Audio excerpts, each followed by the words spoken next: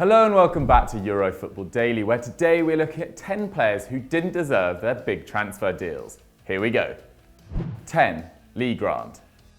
In 2018, Manchester United released the club's financial information, and it came to light that the Glazer owner team had made $590 million in revenue following the 17-18 season. They are in the strongest financial position in the Premier League, having made $1.1 billion more in profit than their Mancunian neighbours. Arguably the biggest and wealthiest club in world football, linked with the likes of Antoine Griezmann and Gareth Bale, the acquisition of a 35-year-old stopper Lee Grant was a surprising transfer for the Red Devils. The £1.5 million deal for Stoke City's backup keeper was Jose Mourinho's third signing of the window. Grant's 18-year-long career had seen him complete stints at Stoke, Derby and Burnley. After he had asserted himself into Derby's starting lineup in 2014, he made 49 and then 40 appearances in consecutive seasons in the Championship, with an average of 2.7 saves per 90, before grabbing a move to the Premier League with Stoke in 2016. While his first season in Staffordshire was a relative success, starting 28 games and saving 3.3 shots per 90, his second term didn't go so well.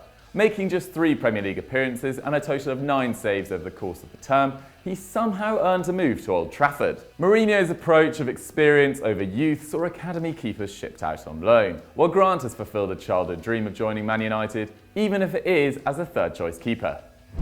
9. Nicklas Bendtner.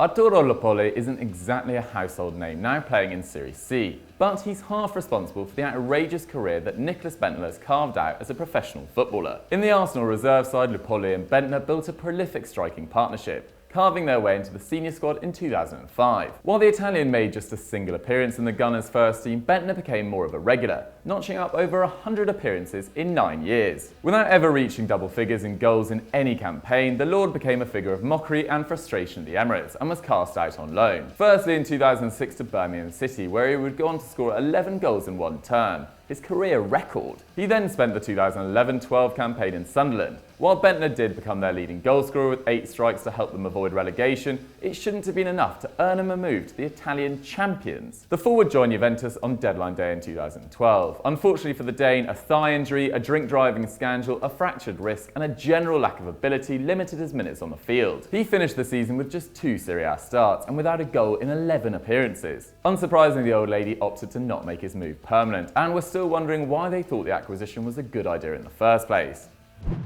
8. Rob Green.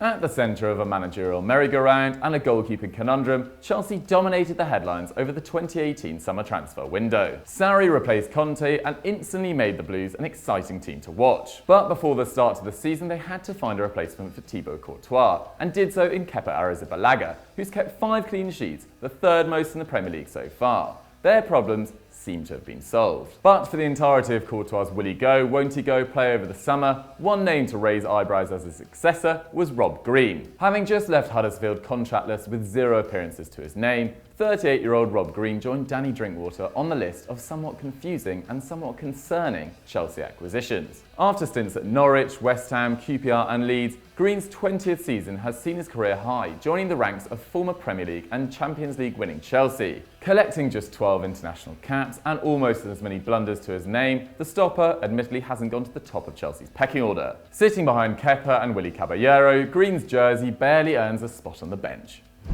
7. Vinícius Júnior. Next on our list might seem a little harsh, as this young Brazilian still has plenty of time to develop. However, at the time of writing, Vinícius Júnior's move to Real Madrid looks a little premature and wasteful. The 18-year-old arrived in Spain in the summer of 2018 for just over £40 million, after impressing in Brazil. Having made the deal in February 2018 before he had even turned 18, in 11 appearances for Flamengo, the Brazilian scored 4 and assisted 3. Leaving Los Blancos fans excited for his arrival. However, the youngster has only managed to notch up 12 minutes of football in the senior side at the time of writing, and he's asked Madrid to move him to Castilla to earn more minutes on the pitch. Stating that he would rather play in the 3rd tier than no competitive football at all, it seems his move to the European champions has come too soon, and if they aren't prepared to put faith in the wonder kid and back up their bucks, then they might see the youngster attempt to lead the Bernabeu. 6. Julien Faubert. With inflated prices and high stakes, the January transfer window can be a difficult period for clubs to manoeuvre. Yet we're still struggling to come up with an excuse for the curious case of Julien Faubert's loan move to Real Madrid in January 2009. According to Faubert's agent, the move was down to Tottenham's director of football Damien Comolli, who dreaded West Ham's winger travelling to White Hart Lane. Madrid manager at the time, Juan de Ramos, was looking for a right winger after failing to land Antonio Valencia, and he was recommended Faubert by Comolli. For $1.5 million, West Ham loaned Faubert to Real on a season-long loan deal that would go down in Los Blancos history as one of the biggest transfer flops of all time. The Frenchman played just 54 minutes of football, with his most memorable performance coming against Villarreal, where he famously fell asleep on the bench. Luckily for Los Blancos, their transfer policy was ironed out by the summer, signing the likes of Cristiano Ronaldo and Kaká. Meanwhile, Faubert couldn't nail down a role for the Hammers and moved to the Turkish league just 2 seasons later. What a bizarre move. 5. Scott Sinclair. Following the 17-18 campaign, Ryan Sessegnon soared to fame as Fulham's 17-year-old star as they won promotion to the Premier League. While newspaper headlines called for a World Cup call-up and a big money move to a Champions League side, Sessegnon instead decided to stay put in West London, a path that Scott Sinclair probably wishes he'd chosen. In August 2012, a 23-year-old Scott Sinclair, who had just one successful season at Swansea under his belt, was brought by the sugar daddy of English football, Sheikh Mansour's Man City. In 35 starts for the Swans, he had scored 8 goals and 4 assists, enough apparently to earn him a move to Manchester for £8 million.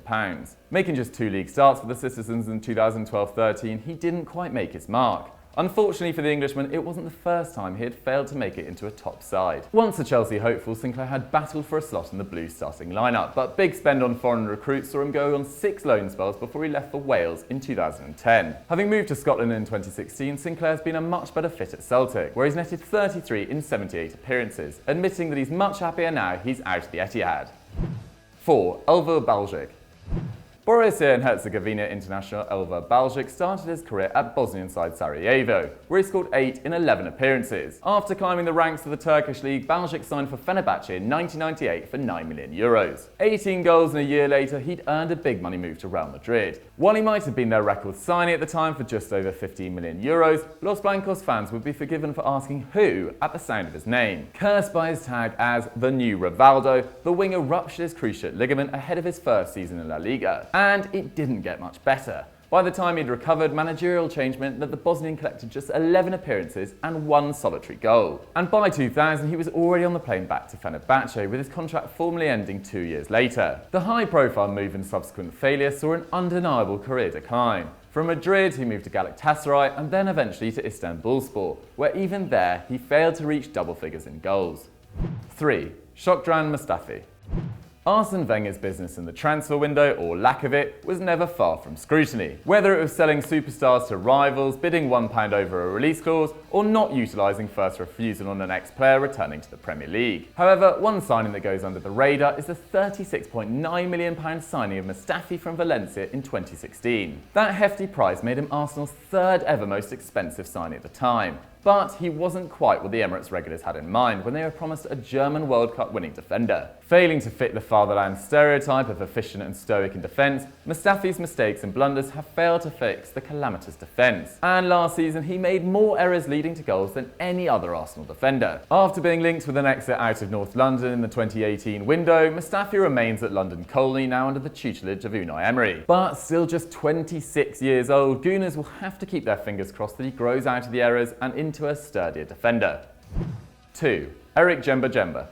In 2003, Sir Alex Ferguson was looking for an eventual successor to a 31-year-old Roy Keane and his 366 Premier League appearances. The Scotsman surprised fans and pundits alike when he looked to French side Nantes for someone to fill in those legendary boots. In France, Djemba-Djemba had impressed with a formidable partnership with Mathieu Berson. Confirming himself as a feisty and uncompromising tackler, he did seem an ideal heir to the Man United midfield void. For £3.5 million, Ferguson sanctioned Djemba-Djemba's dream move to England, where his career as the next Keane looked promising following a harsh tackle on Sol Campbell in his debut against Arsenal. Signing a £75,000 a week deal, it quickly became clear that despite his acumen for a heavy tackle, Djemba-Djemba had little to none of the skill needed to replace their iconic captain. His switch to Manchester was followed by a 2-year stint at Aston Villa before his on-field disaster became a financial one, bankrupt just 3 years on from his dream move to the Premier League.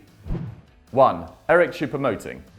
Over the last 2 years, Paris Saint-Germain have kept the financial fair play agents busy, spending a total of £414 million since 2017. Names including Neymar, Kylian Mbappe and Gigi Buffon, along with Thomas Tuchel, have turned the Parc des Princes into one of the biggest stages in Europe, attracting a new audience to the French top flight. Having regained the title from the clutches of Monaco, PSG are now dominating Ligue 1. The star-studded camp is always making headlines, although one we didn't expect to see on the back page of any French newspaper was the incoming Stoke forward, Eric Maxim Choupo-Moting. Previously breaking nets in the Bundesliga for Mainz and Schalke, the 29-year-old who scored just 5 times in 32 appearances for Stoke City somehow managed to swap the doom of the Championship with Champions League football after his contract was terminated by mutual consent. A free transfer saw the Cameroon international sign a 2-year deal with the French champions. And while he has only had 1 start under his belt, having already scored, his goals to game ratio has started out much healthier in Paris than in Stoke.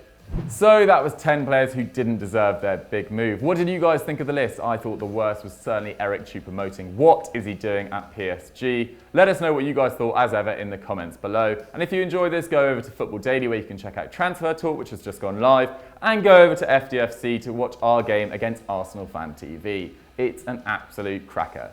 And as ever, don't forget to like and subscribe. See ya.